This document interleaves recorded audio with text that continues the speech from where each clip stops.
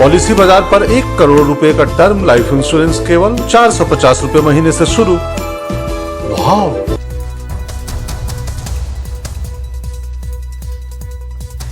नमस्कार, देश की बात में हाजिर हैं। पहले बात कोरोना की, जो एक बार फिर से सर उठा रहा है। मुंबई में 7 मामले तो देश भर में करीब 3,408 कोरोना के मामले बताए जा रहे हैं। रिकवरी रेट 98.80% है। तो केरल में आज जो मामले शाम तक सामने आए 1,436, कर्नाटक में 1272, महाराष्ट्र में 132, हरियाणा में 42, दिल्ली में 31, उड़ीसा में 98, गुजरात, हिमाचल में 20 एक्टिव केसेस कोरोना के बताए जा रहे हैं। तो ताज़ी चिंता चीन के हालात को देखते हुए उत्पन्न हो रही है। वहां हालात चिंताजनक बताए जा रहे हैं। जापान, अमेरिका, कोरिया और ब्राजील में भी इस बार संक्रमण तेजी से फैल रहा है। तो चीन के हालात के बाद आपको बता दें, इन जिस देशों में संक्रमण जिस तरह से फैल रहा है, चिंताएं जताई जा रही है। केंद्रीय स्वास्थ्य मंत्री के नेतृत्व में आज एक अहम बैठक हुई, जिसमें देश के कोरोना के हालात की समीक्षा की गई। बैठक में नए सिरे से कोरोना प्रोटोकॉल के पालन और कोरोना की रोकथाम पर चर्चा भी हुई है। हालांकि ठंड के मौसम को देखते हुए बैठक के बाद ये कहा गया है कि कोरोना के हालात से घबराने की जरूरत नहीं है। हालात को देखकर सरकार कुछ फैसले करेगी। इस बीच केंद्र सरकार ने सभी राज्यों को चिट्ठी लिखकर नए मामले की जीनोम सीक्वेंसिंग कराने के लिए कहा है। तो आपको बता दें, बैठक के बाद स्वास्थ्य मंत्री ने एक ट्वीट किया। उन्होंने लिखा, कुछ देशों में कोविड-19 के बढ़ते मामलों को देखते हुए विशेषज्ञों और अधिकारियों के साथ स्थिति की समीक्षा की। कोविड अभी खत्म नहीं हुआ है। मैंने सभी संबंधित अधिकारियों को सतर्क रहने और निगरानी मजबूत करने को कहा है। हम किसी भी स्थिति से निपटने के लिए पूरी तरह से तैयार हैं। तो स्थिति को समझने के लिए हमारे साथ 2 बेहद खास मेहमान हैं। Doctor S K. Sarin, vice chancellor हैं ILBS के, साथ ही डॉक्टर जलील पाकर, लीलावती अस्पताल मुंबई से हमारे साथ जुड़े हुए हैं। बहुत बहुत धन्यवाद, शुक्रिया आप दोनों का जुड़ने के लिए। तो दिल्ली में 31 मामले हैं, महाराष्ट्र में 132 मामले एक्टिव केसेस आज हैं। डॉक्टर सरीन, पहले आपसे, किस तरह से आंक रहे हैं आप जो सिचुएशन बन रही है देश में और अंतर्राष्ट्रीय जगत से जो तमाम जानकारियां सामने आ रही हैं? देखिए, चिंता का विषय तो है ही। जैसे चाइना, जापान, ब्राजील, बाकी कंट्रीज के अंदर थोड़ा थोड़ा मोर्टेलिटी बढ़ने लग गई है। चाइना में बहुत ज़्यादा, और भारत के अंदर भी नॉर्मली इनके बाद ही केसेस आए हैं। तो मैं कहूँगा कि हम लोगों को सतर्क होना बहुत ज़रूरी है। जो केंद्र सरकार ने जारी किया है एक तरह से वार्निंग साइन, वो सबको सीरियसली लेना चाहिए। केरला और इन कंट्रीज में, मिडिल ईस्ट से भी और बाकी सिंगापुर वगैरह से काफ़ी लोग आते हैं साउथ के अंदर। तो हमें ध्यान रखना है कि हम पहले वाली गलतियां ना करें।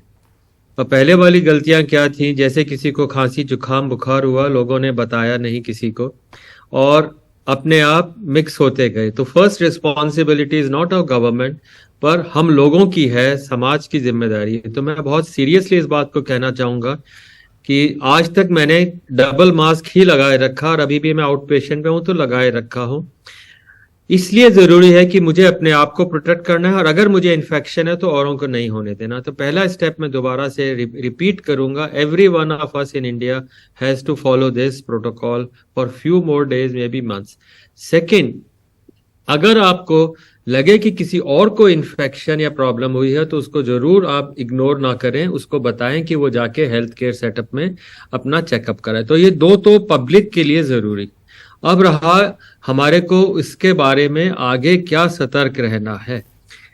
इंसाकॉग जो है, या जो भी हमारा जीनोम सीक्वेंसिंग है, वो बहुत मुस्तैदी से काम करता है। हम लोग बहुत सारे सीक्वेंस, जैसे ILBS में हम लोग 384 सीक्वेंस हर तीसरे चौथे दिन कर सकते हैं, पर दिल्ली में 13 मामले, 30 मामले हैं। तो इन सबको हमें पूल करना पड़ता है कि हम इतने इकट्ठे हो जाएं, तब एक साथ हम सीक्वेंस कर बिल्कुल। सकें। आपने जिस तरह से कहा कि भाई मास्क, डबल मास्क आप पहने रखें, लेकिन हमारे देश में तो मास्क उतर गया है। डॉक्टर पाका, आपका पहले असेसमेंट किया, और ऐसे में अब लोग क्या करें? जितने भी मामले सामने आए हैं, हम सबके सामने हैं, तो ऐसे में अब क्या करें लोग? हाँ, सबसे पहले मैं ये कहना चाहूँगा कि जो कोविड जो 3 साल आया और जो वेव्स चले गए, उसमें और अभी में काफी फर्क होगा। फर्क इसलिए होगा कि हमारी गवर्नमेंट ने इम्यूनाइजेशन जो है, जो वैक्सीनेशन जो है, वो बड़ा पुख्ता तरीके से सब तरफ हर विलेजेस में भी इम्यूनाइजेशन किया है। रहा सवाल चाइना का, चाइना ने आइसोलेशन जो करवाया वो इतना करवाया कि उनके पास कोई इम्यूनिटी ही नहीं थी।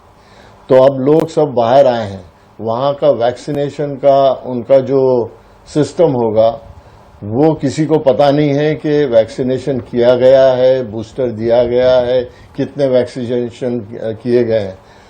तो बेकार में एक सावधान तो रहना चाहिए, लेकिन बेकार में हम सारी दुनिया को डरा के रखें, मुझे नहीं लगता कि वो सही और उचित है। रहा सवाल मास्क का, मास्क तो हमने हमारी कंट्री में सबने तो मास्क निकाल दिया था। अब जो है हमें उसे फेस करना पड़ेगा। उसका मतलब ये नहीं कि सब फिर से वापस दो मास्क लगाए वगैरह। मुझे लगता है कि ये उचित नहीं है। हो सकता है कि मैं जो कह रहा हूं वो लोगों को पसंद ना आए या मैं दूसरों के साथ सहमत नहीं हूं, लेकिन दैट इज अ फैक्ट और हमें इस नए वेव को फेस करना चाहिए। हो सकता है इसकी मोर्टेलिटी उतनी नहीं हो जैसे पहली जो हुई थी, सेकेंड वेव वगैरह में, थर्ड वेव में जो हुई थी।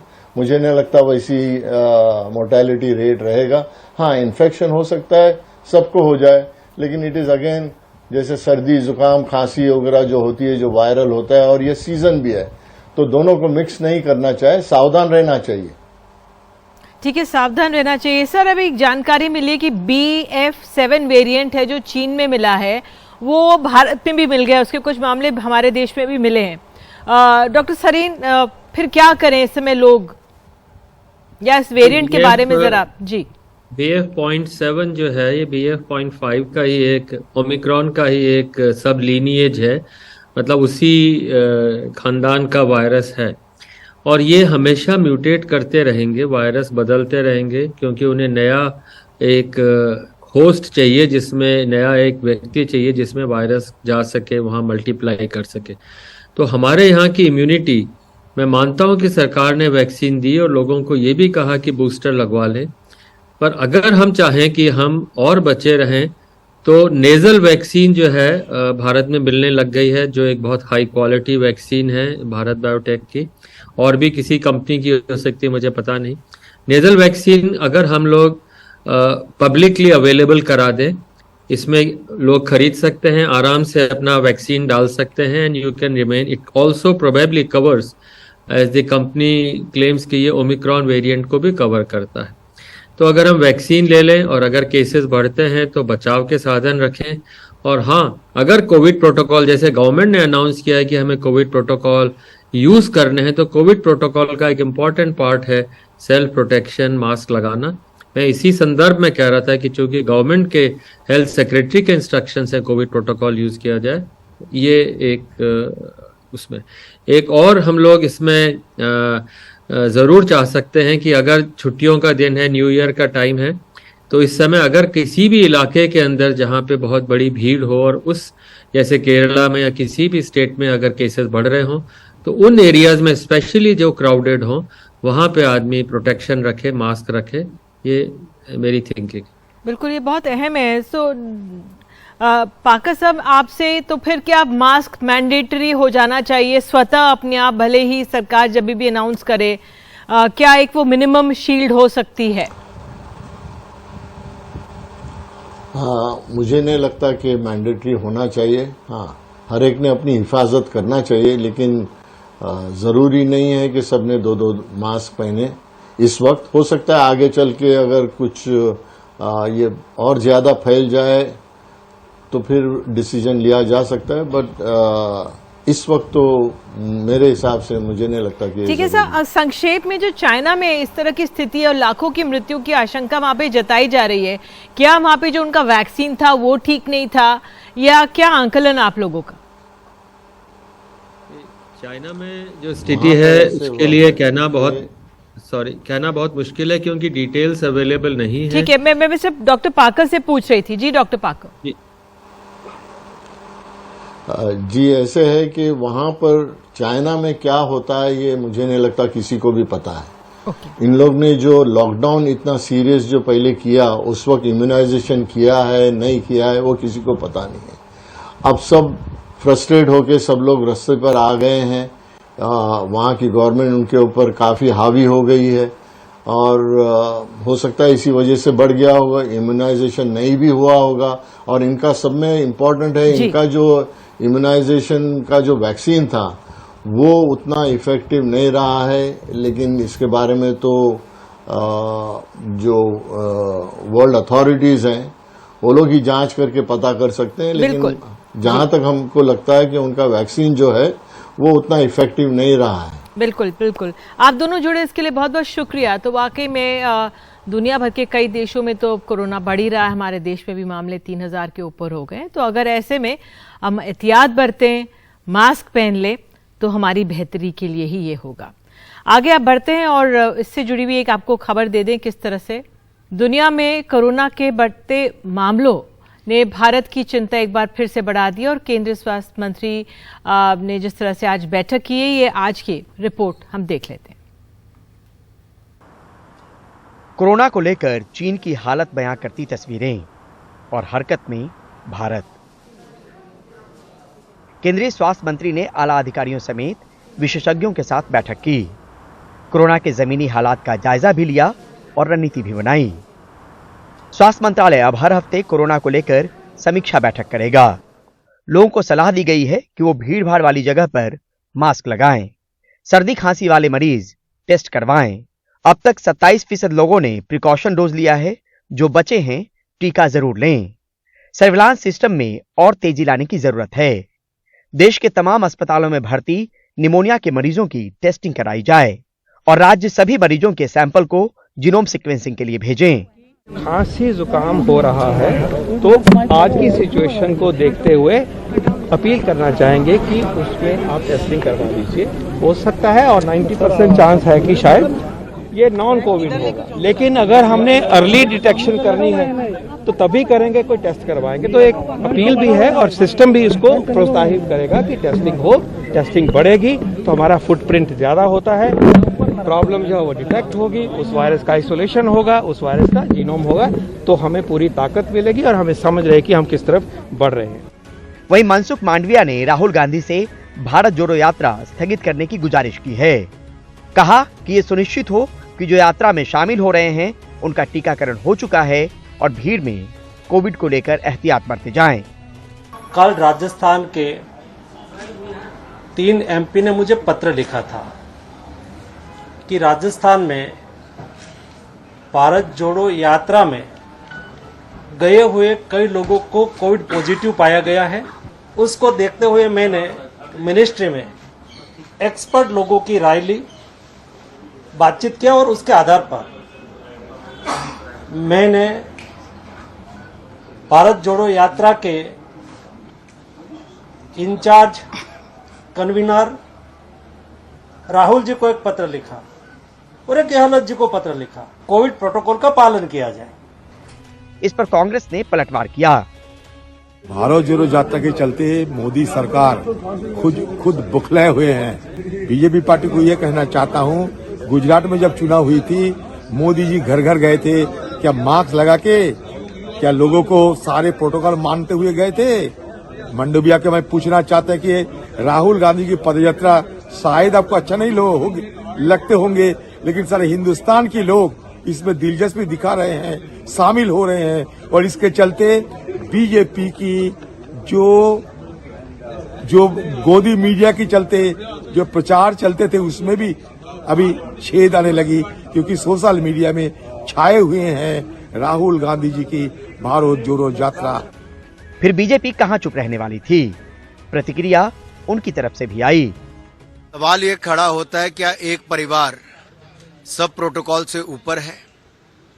ये तो मैं मान सकता हूं कि आज भी गांधी परिवार में कांग्रेस के राष्ट्रीय अध्यक्ष को ज्यादा एक परिवार को मान्यता मिलती है, लेकिन देश का प्रोटोकॉल, कोविड का प्रोटोकॉल तो उनको फॉलो करना पड़ेगा।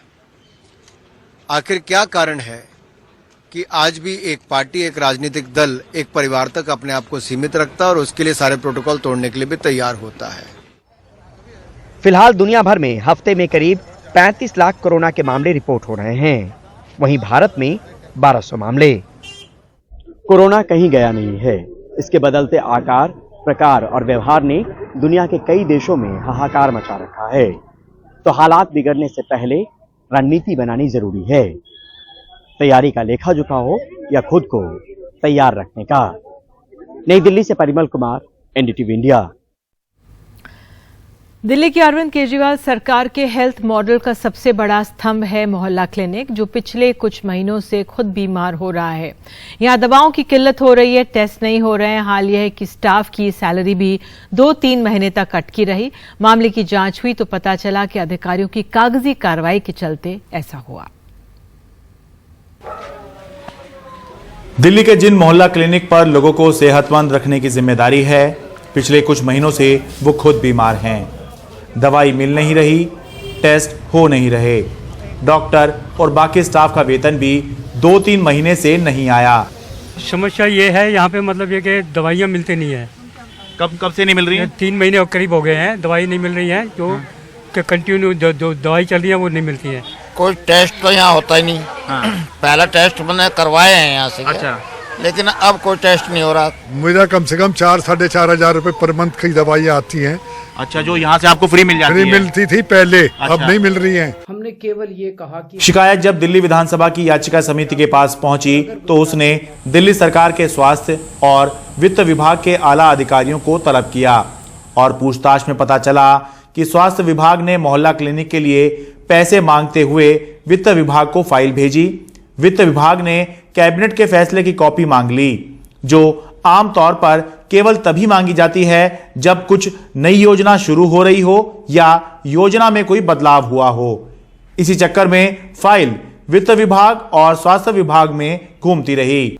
यही नहीं, स्वास्थ्य विभाग के पास पर्याप्त पैसा पड़ा हुआ था जो खर्च नहीं हुआ था, जिससे मोहल्ला क्लिनिक के स्टाफ का कई महीने का वेतन दिया जा सकता था, लेकिन वित्त विभाग ने उसके लिए भी मंजूरी नहीं दी थी। इसलिए 2-3 महीने से दवा ना मिलने और टेस्ट ना होने से मरीज परेशान, तो दूसरी तरफ वेतन ना मिलने से मोहल्ला क्लिनिक का स्टाफ परेशान।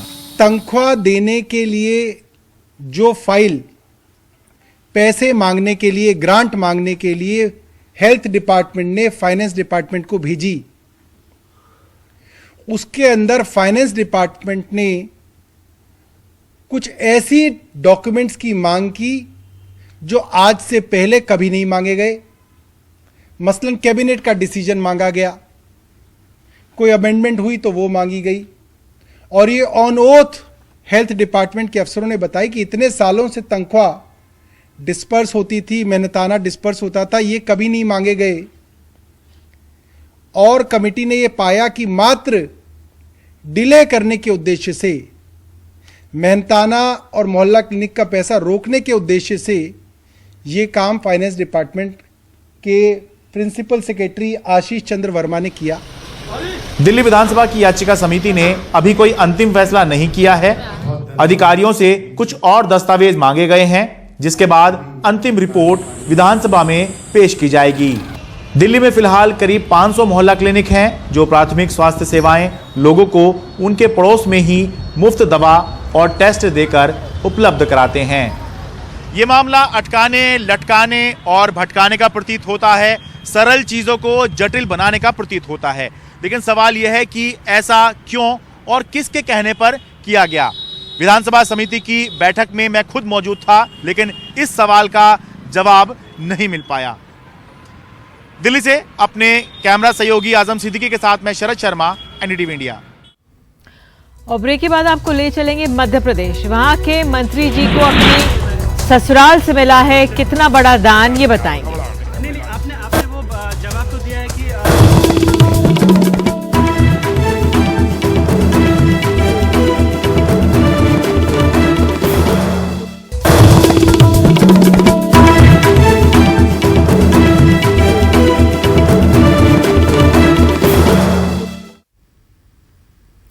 बात मध्य प्रदेश के राजस्व और परिवहन मंत्री गोविंद सिंह राजपूत को 58 साल की उम्र में ससुराल से दान मिला है। दान में उन्हें उनकी पत्नी और 2 बच्चों को 50 एकड़ से ज्यादा जमीन दी गई है।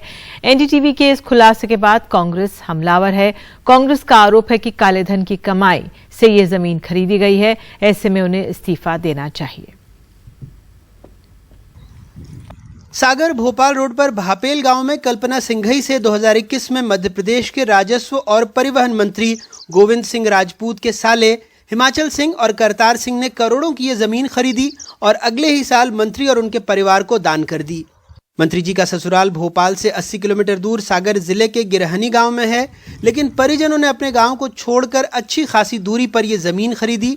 बहरहाल दान में मिली जमीन के चलते सवालों के घेरे में आए मंत्री गोविंद सिंह राजपूत ने एनडीटीवी को जवाब देने के बजाय माइक ऑफ करने की और उसे धकेलने की कोशिश की। कांग्रेस कह रही है कि 58 साल में आपको दहेज मिला है ससुराल पक्ष से। बता देंगे आप, घबराओ नहीं, आपने वो जवाब तो दिया है कि गिफ्ट देने में कोई दिक्कत नहीं अपने ब्लड रिलेशन में देंगे, जो आराम लंबा जवाब दे देंगे। बस एक छोटी, क्योंकि ये थोड़ा इम्प्रॉपरिटी का मामला आता है कि पहले जमीन सिंचित थी फिर असिंचित हो गई।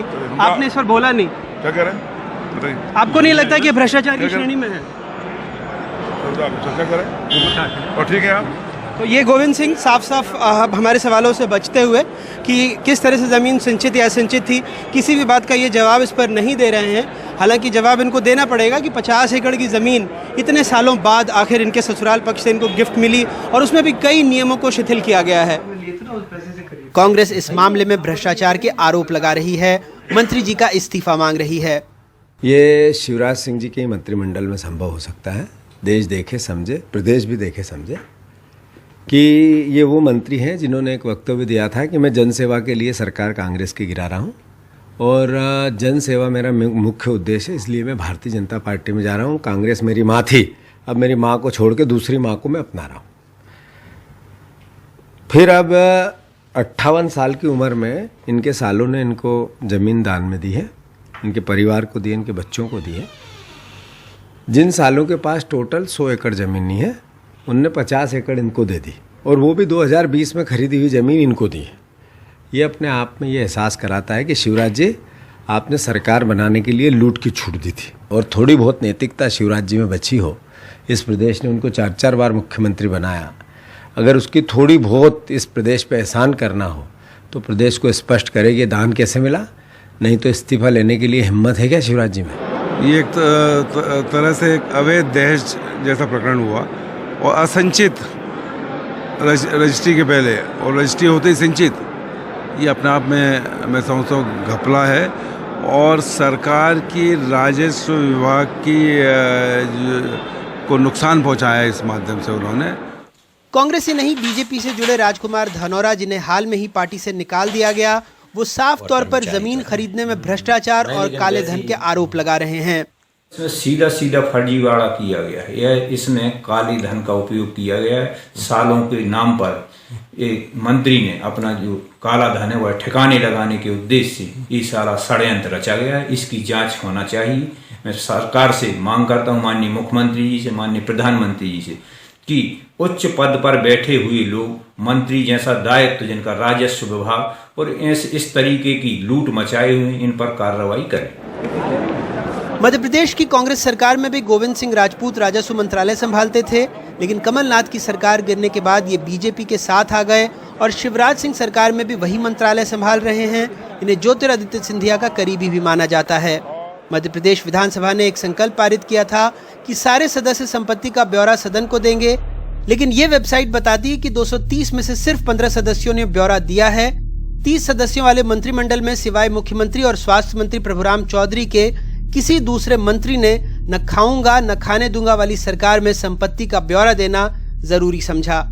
अखबार में, इश्तिहार में मध्य प्रदेश सरकार बता रही है कि कैसे उसने करोड़ों की जमीन माफिया के कब्जे से छुड़ाई, लेकिन उसी मध्य प्रदेश सरकार में किसी और पर नहीं, खुद राजस्व मंत्री पर आरोप लगे हैं कि करोड़ों की जमीन उन्होंने अपने नाम की, वो भी कई नियमों को दरकिनार कर।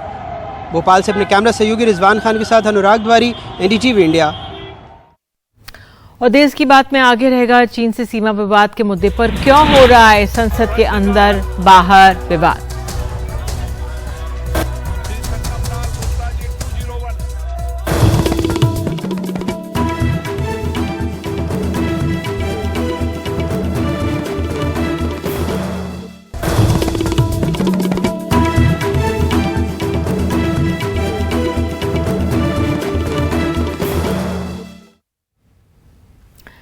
चीन के मुद्दे पर संसद में बहस की मांग को लेकर विपक्षी सदस्यों ने संसद परिसर में गांधी प्रतिमा के सामने आज प्रदर्शन किया। लोकसभा और राज्यसभा में भी ये मुद्दा उठा, मगर सरकार चर्चा के लिए तैयार नहीं दिखी। संसद भवन में गांधी प्रतिमा से लेकर लोकसभा और राज्यसभा तक विपक्ष की चीन पर चर्चा की मांग। 12 दलों के सांसदों ने गांधी प्रतिमा के सामने तख्तियां लेकर सरकार विरोधी नारे लगाए। तख्तियों में लिखा दिखा, आखिर चीन पर कब होगी संसद में चर्चा, चीन पर चुप्पी कब तोड़ेंगे मोदी जी। प्रदर्शन में सोनिया गांधी भी शामिल हुई। 62 में हमें वो युद्ध हुआ था चाइना के खिलाफ, नेहरू जी ने चर्चा चलाई, बहुत डिटेल, मतलब सारे प्रश्न पूछ के सारे जवाब दे दिए और युद्ध चल रहा था। जब हमारे जवान लड़ रहे थे, पार्लियामेंट में चर्चा हो रही थी। और आजकल हमें सिर्फ अखबार में पढ़ने के लिए कुछ खबर मिलती है, सरकार कुछ नहीं बताते हैं। सरकार इसलिए भाग रही है क्योंकि उनके हाथ काले हैं और उनका चेहरा भी काला है, उनका सच देश के सामने उजागर हो। वो ये भी करे कि संवेदनशील मुद्दा है, सुरक्षा से जुड़ा हुआ मुद्दा है। तो संवेदनशील मुद्दों पर क्या सदन चर्चा के लिए नहीं बना है? संसद के दोनों सदनों में विपक्ष ने चीन पर चर्चा कराने की मांग की। लोकसभा को तो घंटे भर के लिए स्थगित भी करना पड़ा। बाद में जब सरकार की ओर से अनुमति नहीं मिली तो विपक्ष ने वॉकआउट भी किया। चीन के मुद्दे को लेकर सरकार बात कराने से क्यों भाग रही है? चर्चा ही होगी ना। संसद सर्वोच्च संस्था है। कल यही अगर कोई मांग करे कि पाकिस्तान के खिलाफ, तो तुरंत तैयार हो जाएंगे। सरकार का तर्क पुराना है। रक्षा मंत्री राजनाथ सिंह ने इस पर दोनों सदनों में बयान दे दिया है। कोई संवेदनशील मुद्दा को राजनीतिक मुद्दा बना करके देश के सामने में इसको उछालेंगे और गुमराह करेंगे, ये अच्छी बात नहीं है। साफ है, न तो सरकार और न ही विपक्ष चीन के मुद्दे पर कोई झुकने को तैयार है, लिहाजा टकराव जारी है।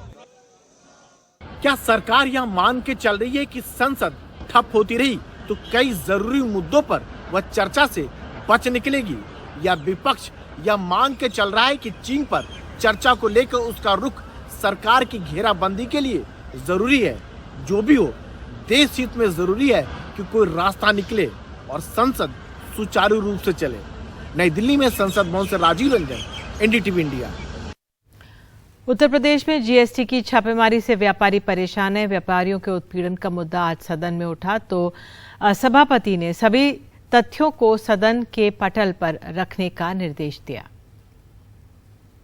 जहां तक व्यापारियों का सवाल है, छोटे व्यापारी टैक्स की जटिलताओं से, टैक्स भरने की प्रक्रियाओं से और रोज रोज के संशोधन से ऊब चुके हैं और परेशान हो चुके हैं। ये टैक्स की जो प्रणाली उत्तर प्रदेश में लागू करके व्यापारियों को जो परेशान किया जा रहा है, इस पर रोक लगनी चाहिए। जीएसटी के माध्यम से जीएसटी को जीएसटी ही रहने दीजिए, उसको गुंडा सर्विस टैक्स में तब्दील मत।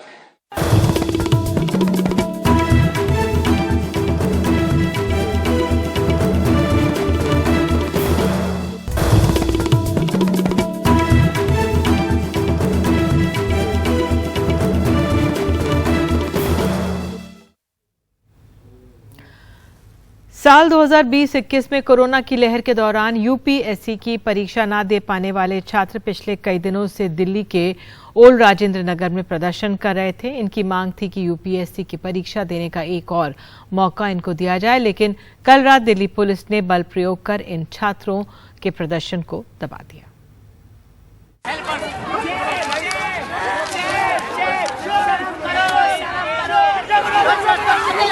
छात्र चीखते चिल्लाते रहे पर पुलिस ने इनकी एक न सुनी। इन्हें घसीटा, पीटा और हिरासत में भी ले लिया। ये छात्र जो पिट रहे हैं वो सब यूपीएससी यानी आईएएस, आईपीएस बनने की तैयारी कर रहे हैं, लेकिन कोरोना के चलते 2020-21 में यूपीएससी की परीक्षा नहीं दे पाए। कोई खुद कोविड पॉजिटिव था, किसी के पिता की मौत हो गई तो कोई कंटेनमेंट जोन में फंस गया।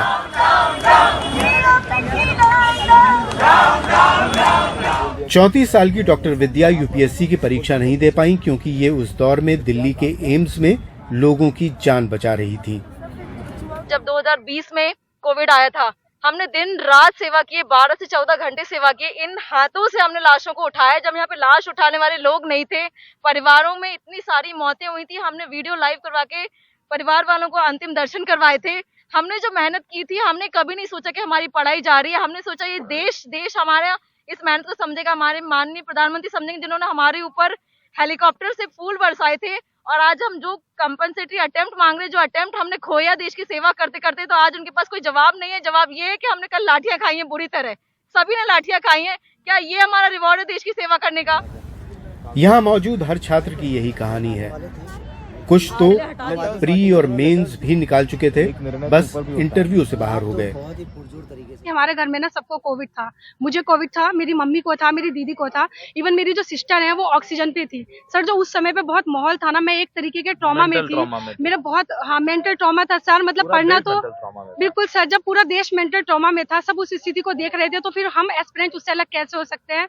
मैंने एग्जाम की सर तैयारी हम की थी, बट इतना ट्रॉमा था कि हम नहीं कर पाए थे। डीओपीटी की संसदीय समिति ने भी अपनी रिपोर्ट में सरकार को लिखा कि मानवीय आधार पर इन छात्रों को एक और मौका मिलना चाहिए, लेकिन सरकार ने जवाब दिया कि इन छात्रों को यूपीएससी का एक और अटेम्प्ट देना संभव नहीं होगा। डीओपीटी ने एसएससी जीडी के छात्रों को मानवीय आधार पर आयु में 3 साल की छूट दी है, तो इन छात्रों का कहना है कि उन्हें भी ये छूट मिलनी चाहिए। देश में उस वक्त जब सरकार फेल हो गई, ऑक्सीजन के अभाव में लोग सड़कों पर मरे, हमने वो तस्वीरें दिखाई हैं। उस दौर के लिए, उस कोरोना के लिए कोई तैयार नहीं था, तो ये लोग कैसे तैयार हो जाते हैं? किसी के पिता की मौत हुई थी, किसी की माँ की मौत, कोई खुद कोविड पॉजिटिव था, कोई क्वारंटीन था, कोई कंटेनमेंट जोन में था। तो फिलहाल सरकार को तय करना है कि उस दौर में जब सरकार फेल हो गई, तो इन लोगों को भी एक मौका मिलना चाहिए। फिलहाल मौके के लिए जब ये लोग प्रयत्नशील हैं, तो लाठियां तो कम से कम इनको नहीं मारनी चाहिए। सहयोगी सुधीश कुमार राम के साथ दिल्ली से सौरभ शुक्ला, एनडीटीवी इंडिया। और इसी के साथ देश की बात में आज के लिए इतना ही। नमस्कार।